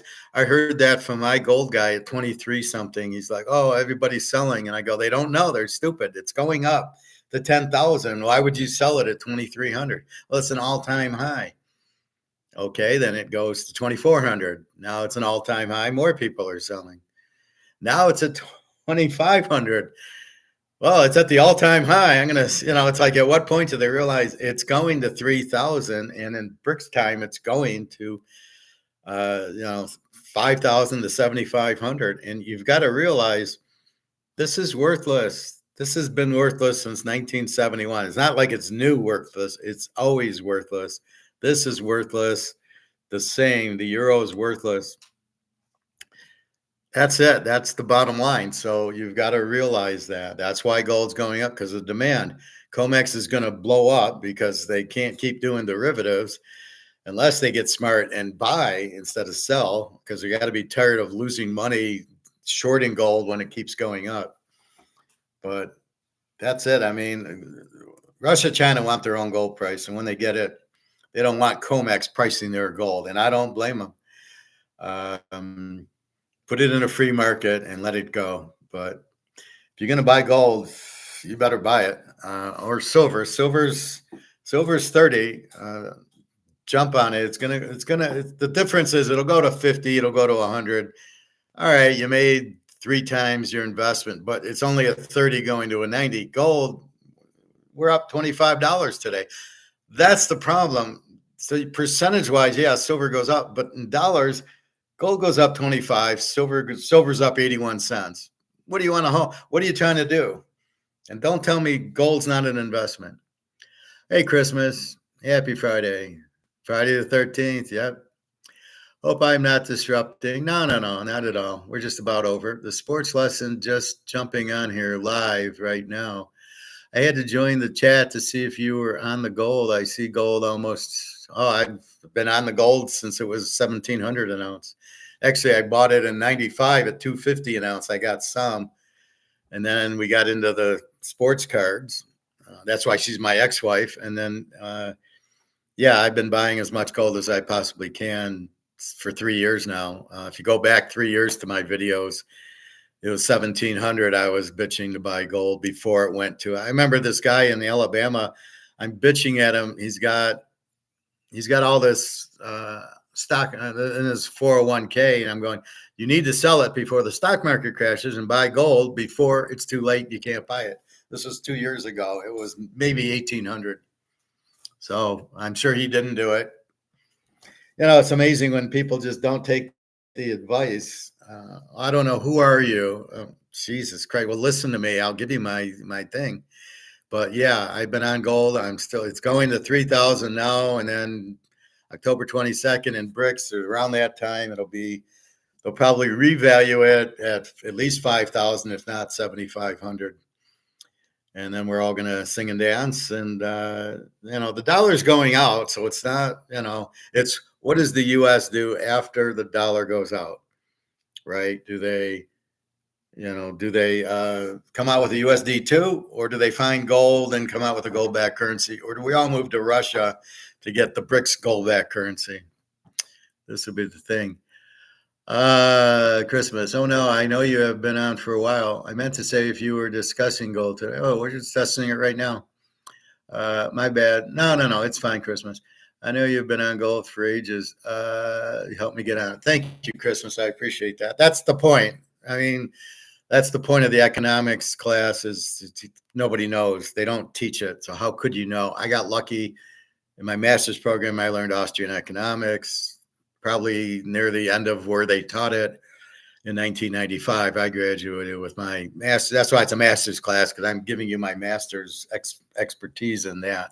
And here, football, I'm calling myself a grandmaster because I was watching a chess movie, and they're trying to beat the grandmaster, and I'm going, yeah, I'm the grandmaster, all right. So just ask your question, Christmas. We can do it now. I'll probably do economics, but I got 2 football classes. I got one at 7 and one at 9 tonight. So go ahead and ask. We know the dollar's blowing up. I'm tired of people not saying gold is a investment. In my mind, an investment is something you want to make money at. Football betting is an investment. Rolex is an investment. Picasso, I keep pointing the wrong way. That is a Van Gogh, but it's a poster. But the Van Gogh is an investment. Not that, but if you had a picture, the baseball, the Mantle cards, the Brady cards are an investment. Jordan rookie. Gold is an asset. It's an investment, the same as those are. The same as the Rolex and the Mantle card. It's an asset, and therefore you buy it. But now it's been held down. It's not the real price because of the paper, right? This is all paper price fixed. This is not a real price.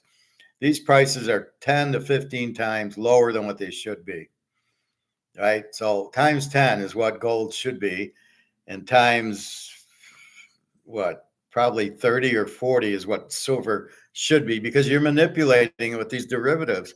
This is not free market. Like I say, if we all bought 1,000 tons of gold, everybody and all our friends, the price wouldn't move at all. And you can see what happens, because that's what China and Russia and the BRICS central banks are doing. They're buying thousands of tons of gold, and the price isn't moving. Until here, we need these derivatives to move the price. But people are starting to get scared. They're supposed to be doing this stupid rate cut, like that matters. And I got to make the point clearly on inflation. I did it last night. Inflation is inflating the money supply, and the more you print, the less it's worth. How the fuck they say it's down to 2%? You might as well listen to Bernie Madoff. If you believe that pile of shit, then listen to Bernie Madoff. There's no way it's 2%. How can it go down? You've printed the money. It's worthless. It's lost 99% of its value. So $100 buys you what is worth $1. But you think $100 is a lot of money. It's worth $1. And that's it. And so you go to the grocery store and what can you buy for $100? I get some meat and some chicken and some salad dressing. And I'm at $80. I got 5 things in my cart. I mean, before you'd fill the cart with the $100 and you'd buy 20 steaks. So there's no value to the dollar. So therefore, inflation, how can inflation go down? That means you had to shrink the supply, right? So if the money supply is 21 trillion, the only way to get value in the dollar is to make it go down to 20 trillion, which they're not doing. They print $1 trillion a quarter for the debt. There's 130 trillion outside the US for these FX things. And they're all coming home. China, Japan, Germany, they're starting to get rid of the dollar. So it's coming back. So now it's not 21 trillion, it's 41 trillion in and 110 out. And nobody wants the dollar. Well, that tells you there's no value, because if you don't want anything, if nobody wants my Mahomes card, then it has no, even though it's a 50 count, if nobody wants it, it's worthless. It's only got a value if somebody's willing to buy it. I like showing my Canadian club 12 year, let's say golf clubs or tennis rackets for Luke.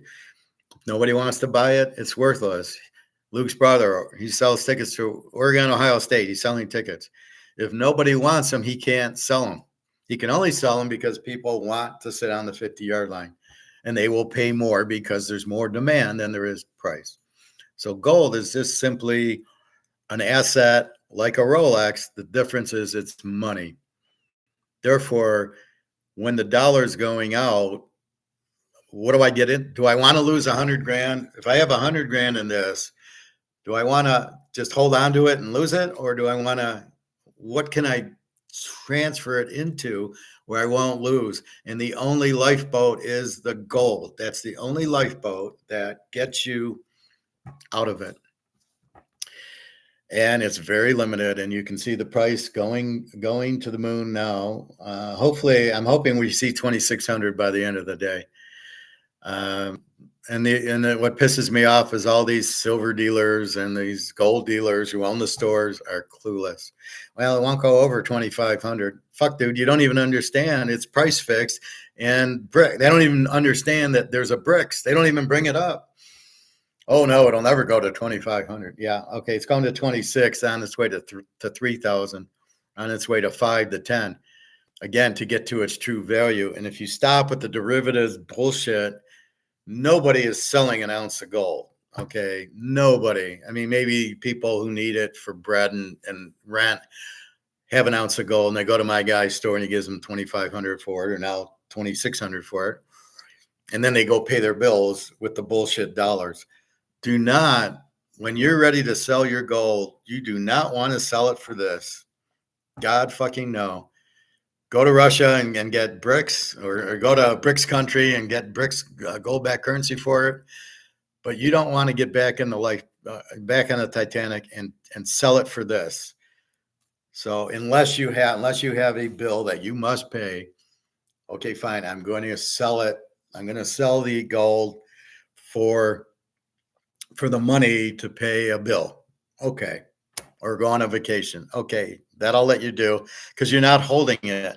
You do not want money in the bank. You do not want money in the stock market. The stock market is ready to crash.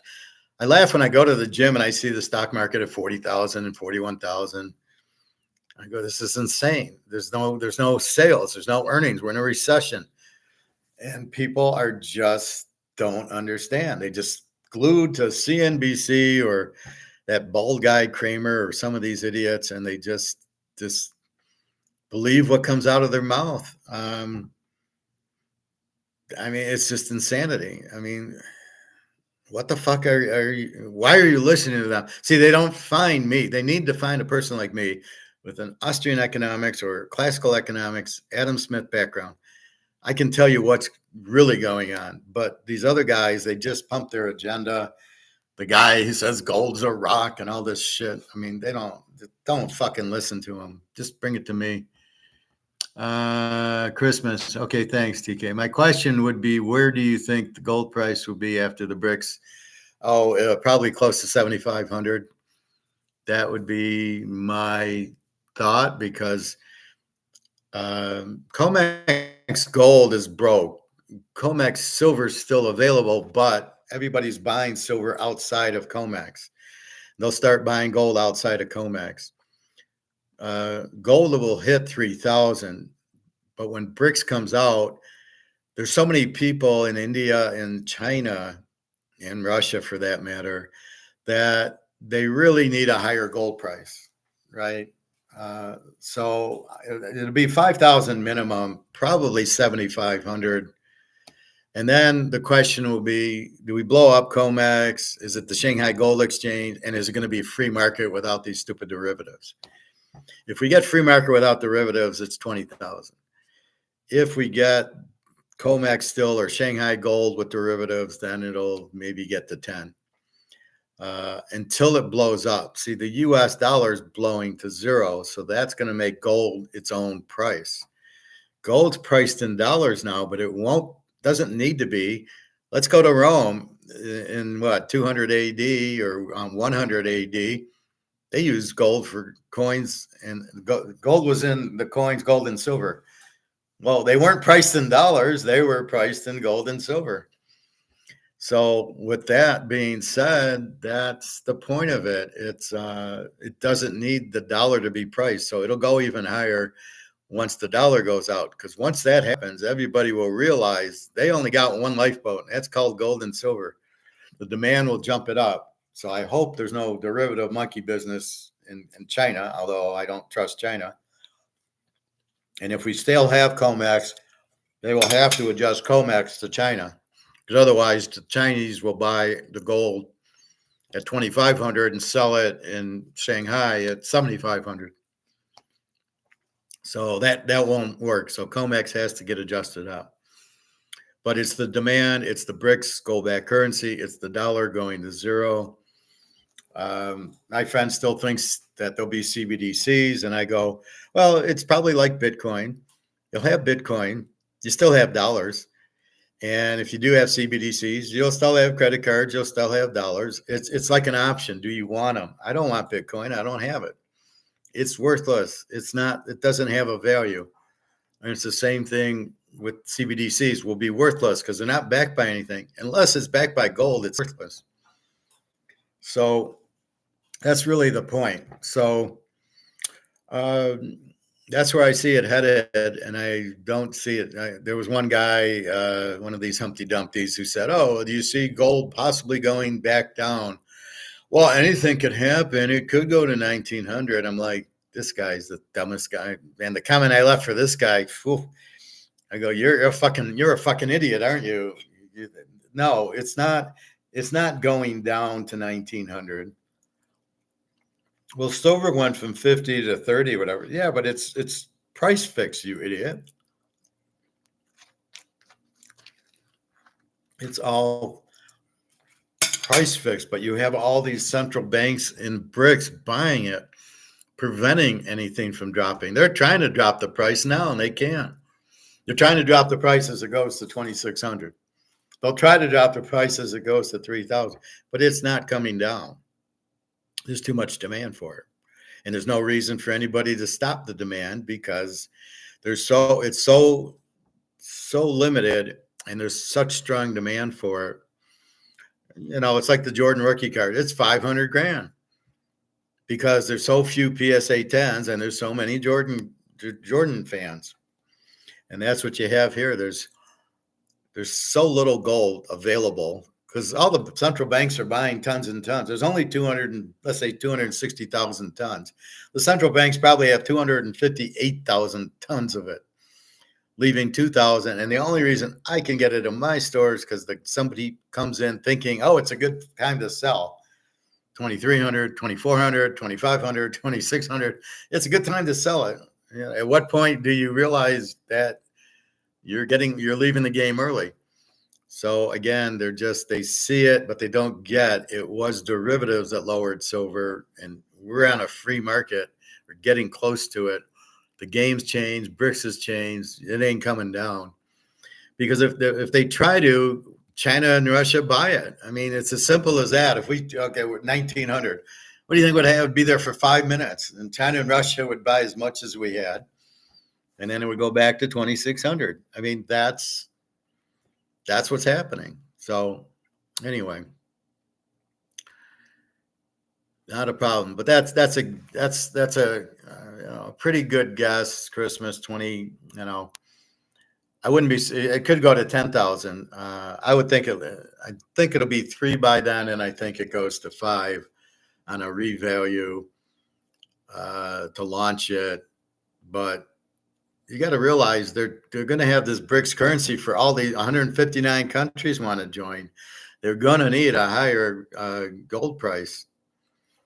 So do they let it run as it goes, or do they, hey, we'll put it at 10 grand? So yeah, there's a lot of demand for it, and a lot more than that. And again, you keep in mind they're priced in dollars. Well, there ain't no dollars in Russia and China. So what are their dollars going to come out at?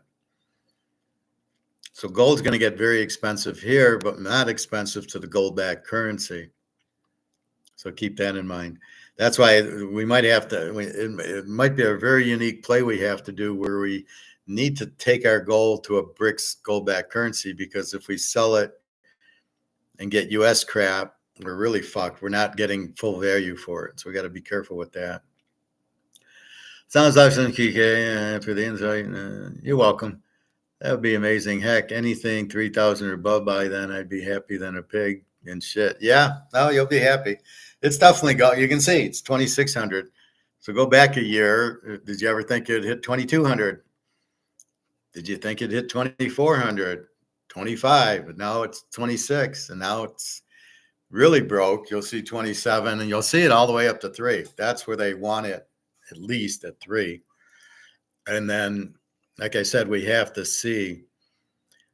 And keep in mind, when you're selling at Christmas, be careful what you get. We might have to go to Switzerland or somewhere to get BRICS gold-backed currency to trade, because if we get this isn't worth anything, right? So why would we want to sell something worth $5,000 to get 5,000 worthless pieces of toilet paper? So keep that in mind. You've got to be very careful. We're not living in where the dollar has a value. It doesn't. So you're even if you got 4,000 an ounce, you don't want $4,000 unless you're going to turn around and go buy something, go buy a bunch of Rolexes for the 4,000 an ounce. So keep that in mind. You're going to have the gold. Right now you can trade in 20 ounces and there's no 1099. I showed you that Andy Scheckman one. Will that stay? Or once the price goes to 10,000, is the government going to just say, oh yeah, we'll just keep it going? I doubt it, but we'll see. Hopefully they will. Otherwise we'll be on the airplane to Switzerland selling it. Definitely not going to exchange for paper unless it's gold backed. Yeah. And that's the thing. But as I tell Luke, you'll be able to buy a house with 2 ounces of gold because the house value is in dollars. So all the houses go down to a gold price, so 500,000 worthless dollars, then its gold turns into $1,000 gold house, right? You see what I'm saying? Or let's say it turns into a $20,000 gold price, and gold's priced at 20,000. You buy the house for 1 ounce of gold. Then I would sell it for the paper, to take the paper to buy the house or the car. Mercedes will not be 100. It's 100,000 of inflated bullshit dollars that are worthless. Saudi Arabia's got it right. They don't want dollars for their oil. They want gold. They're going to get gold back currency for it. So that's got to raise the gold price. All the demand. Russia, China, Saudi Arabia, India, South Africa. But I was saying is, so the Mercedes is 100 grand in that, but in gold, it might be a half ounce. That's really the key to it. It could be a half ounce for the gold.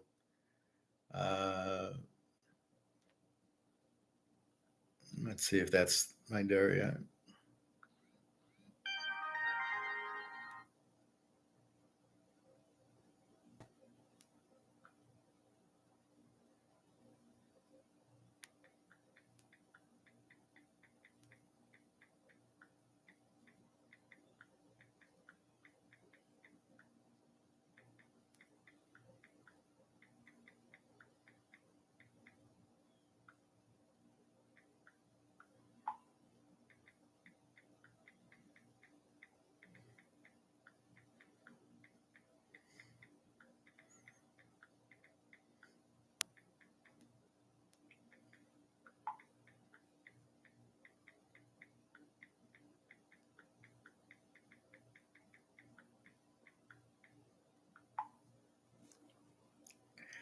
That was a big D. Yeah, so we have to be careful. You have to understand prices are priced in bullshit dollars. Now think about Germany, 1923. It was in what, Reichsmarks, and they became worthless. They wallpapered their wall with it. Then the Deutschmark came out to replace it, so it stabilized the economy, but it was still worthless. Gold was $20 an ounce at the time, which was bullshit. But houses that were going for like a million Deutschmarks were going for $100 in gold. So 5 ounces of $20 gold was buying you these $1 million houses in East Berlin or whatever, West Berlin. And so keep in mind that the values have to be adjusted. But if you own a Rolex, you own $100,000 Rolex, that goes to that goes to zero in dollars. Everything in dollars, including Bitcoin and all the stocks, go to zero because they're all priced in dollars. And if this collapses to wallpaper, which it's going to, they all go to zero. Except for now in gold, we can then buy it. We can then set the price. Well, it's a quarter ounce of gold for this, or this Rolex. I'll give you a half ounce of gold for it. And they'll take it because they need money because they're not prepared. That's why you buy assets like Rolexes and Mano cards and Picassos and stuff. They will always have value. The gold people will have value. The people that are going to get hurt are the Warren Buffets and the Zuckerbergs who don't understand anything. Oh, well, I got $1 billion. But first of all, like Zuckerberg, it's in valuation. He doesn't have $1 billion. The stock's worth $1 billion, but it's not because the earnings don't show it. The earnings are very small. That's the whole thing about this valuation. It's all bullshit. So when you get it, my Daria.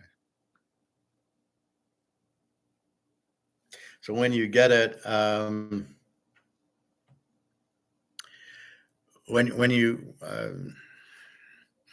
you buy the asset, you can get, you'll get, it'll be gold backed is what you want. The gold, it'll be, what is my price in gold? The 100,000 Rolex, what's my price in gold?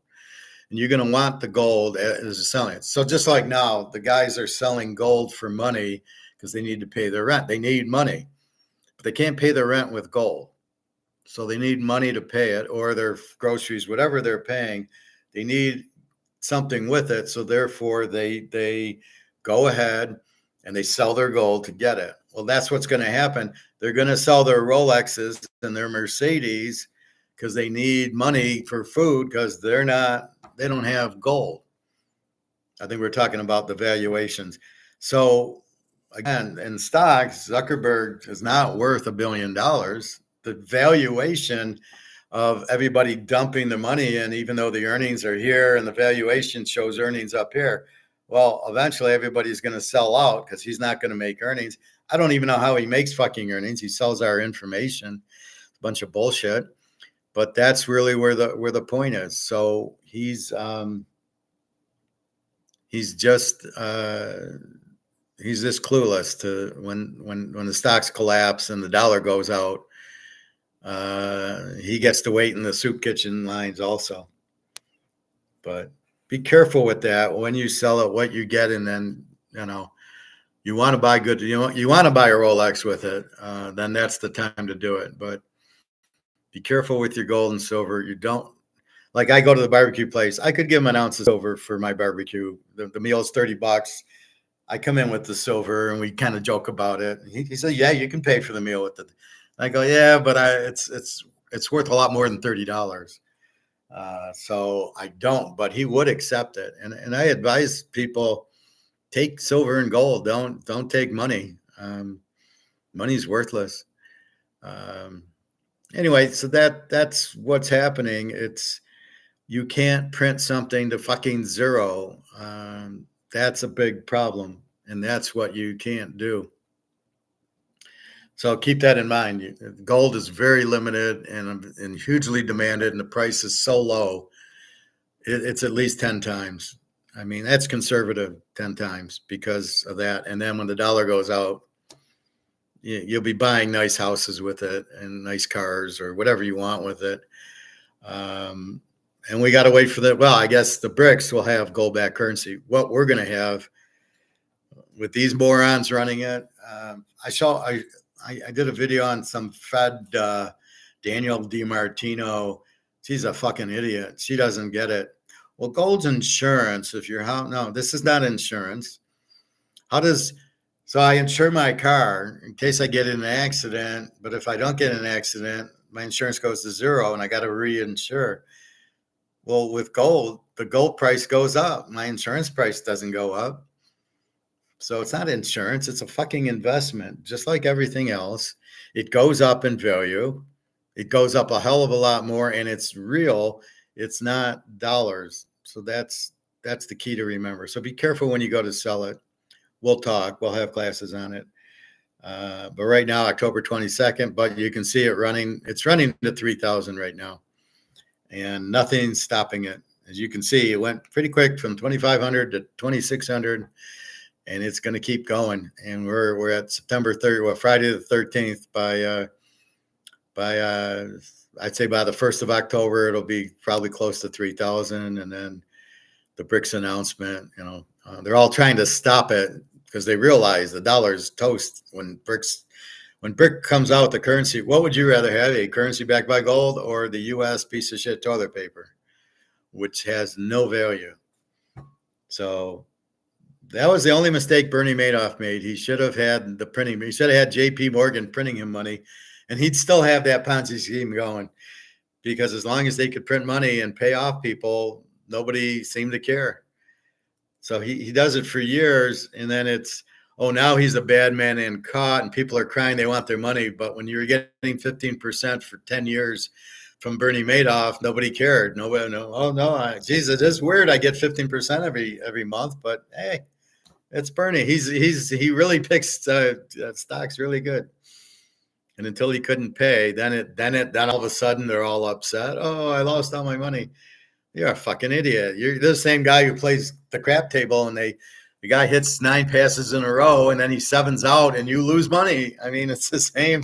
How the fuck do you lose money with 9 passes in a row?